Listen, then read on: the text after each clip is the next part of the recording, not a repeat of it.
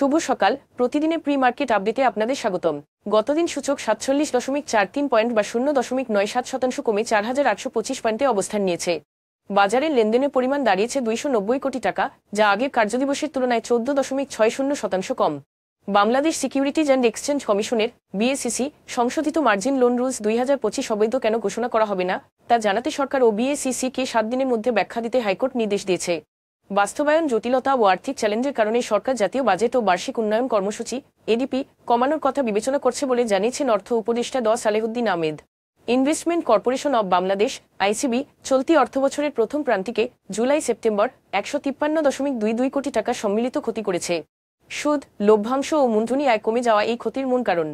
ACI limited ২০২৫-২৬ অর্থবছরের প্রথম প্রান্তিকে July September ৬.৩২ কোটি টাকার নিট মুনাফা করেছে। এখন এ পর্যন্তই, ধন্যবাদ।